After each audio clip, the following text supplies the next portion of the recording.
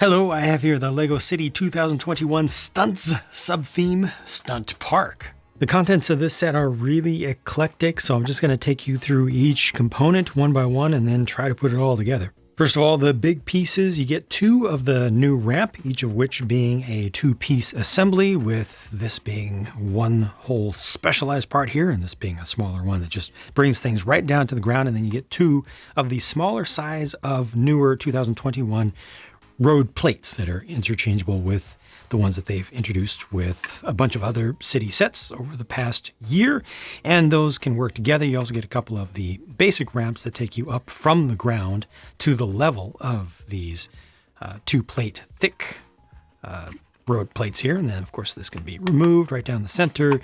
You get attach it that way if you want.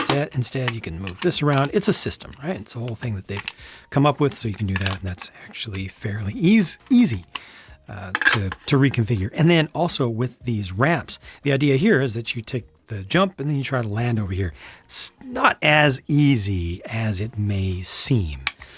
And I think that's okay, because they do give you the ability with the included pieces to just convert over to this, to put two ramps side by side like this, and this is much more fun. I can tell you from just experimenting and playing around on my own, this is a lot more fun because you don't have to be as perfect with your alignment. Hey, a little bit lower skill, but a lot more pure enjoyment without frustration, without fails in between.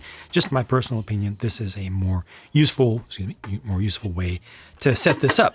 But then there are some obstacles, some things to crash into, and this is all about making things fall apart. And there are a bunch of pieces that go into this little stack of partial under construction wall here. They're intended to be knocked over, but you got a nice print there. So yeah, this is pretty nice looking stuff. They've used builds like this in some construction stuff not too long ago, maybe 2 years ago, 3 years ago, I want to say. But you know, they're just little things to knock over. They didn't really have to be that fancy. This is nice. That's a print. Brand new with this set. I like it. Maybe a little bit fancier than it needed to be. These are just a couple of cones, which, okay, yeah, whatever. They give you some of the relatively new fire pieces, not brand new, but relatively new fire pieces. These I like a lot, even though they don't look so Lego-like. They are stackable. They are compatible with the Lego system. They will attach to studded bases and such like that, but they're not intended to be, in this context, attached to studded things. They're just intended to be stacked up, and it makes it a big wall of flame that you can break through. Doesn't take up too many pieces, and you can knock it over and then you can just pick it right back up. So it's kind of convenient like that. You know, it's a low stress way to get some fun of knocking some stuff over and having a bunch of fire, for instance, on top of some barrels. So you just put this here. Now all the barrels are on fire, and that's something that you can jump over, because you can put all these barrels with the fire underneath the ramp or behind the ramp like that. And then your bike can, you know, go right through that. So that's fine. You can do the same thing with this stuff where you try to basically just bust through it. You know, you break down an entire wall, and, you know, stuff goes flying, and that's fun. And then there's this. This is weird. It's like a open spider cage thing with some fire up on the top, and that's a print.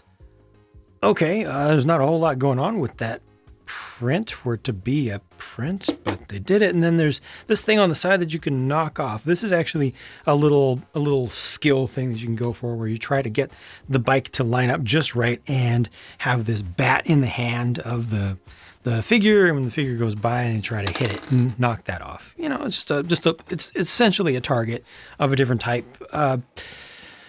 I like the green support pieces, seeing those again, but this is just weird to me. However, it does have an interesting thing you can do. Take all this off, or you can use that as just something you can knock down instead. And then you can use one of these setups, like so. You can put that on top. So now suddenly this has a roof over the top of it, and then that can be a temporary landing platform. So you can take one of the ramps. I'm reaching across here, grab one of these, set that up maybe on the lower platform, and have it, you know, have a bike try to take the ramp up here and then land here, maybe knock over some stuff that you place on the top, and then it can go off the other end.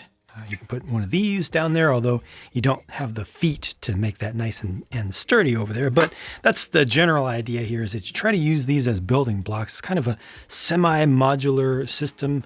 But again, all this here is just, to me, a little bit weird, and they don't really show you in the instructions good ways to use this. I think sustainably fun ways to use this cage. And then there's this six-legged robotic spider type thing, giant. What is that? Well, it's the thing that was depicted here on this print. But why? What does it do? What? I don't understand this one personally. It looks okay enough, but it uses up a bunch of pieces in a stunt set that could have been used towards stunt parts, I think, and really doesn't provide value in context, doesn't really help with a stunt show setup, even visually to me, so I could have done without this. There is one stunt vehicle included in this set. It's this motorcycle with the plain yellow unprinted motocross style fairing piece to go over the whole thing, which I like the design just fine, but the fact that they have some of these that are printed and then this one isn't, just, I don't know, makes it seem a little bit extra plain to me. I've talked about these a bunch of times. The wheel is too small in the back, obviously. The wheelbase is too long, obviously, but it's all for a good reason. These work really, really well, although I have started to see some reports out there of some defective units. Of course, Lego will replace any defective units, but they should have done better and had better quality control in the first place. But thus far, I personally have not had any trouble with them. I haven't seen anyone in live who has had trouble with them yet. But I like these a lot. I like the design, and they work and they're fun. I just wish that there was more than one in a set of this size so that you could have a competition.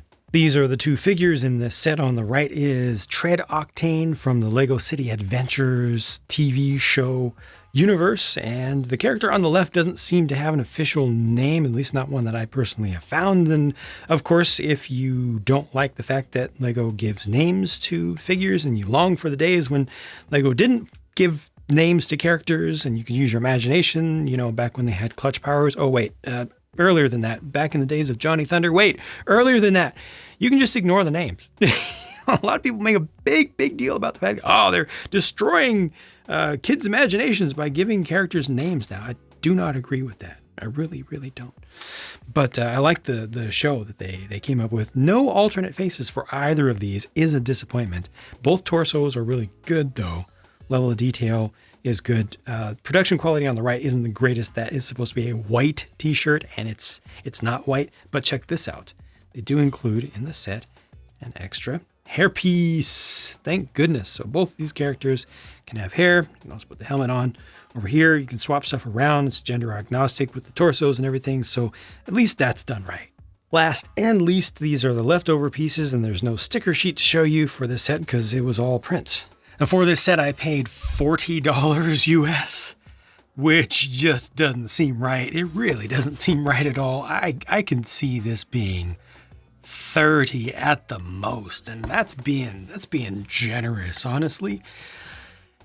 If it had a second motorcycle, which, the motorcycle is one of the most important things here. If it had a second motorcycle and an additional figure, so that you could have a rider for each and still have a mechanic on the side, or, a hype man or something like that, or just a viewer, audience member, then I could give it maybe 35. If there was a whole other motorcycle, which is, an $8 thing, just by itself, as a standalone. So no, I am not comfortable with the value here whatsoever.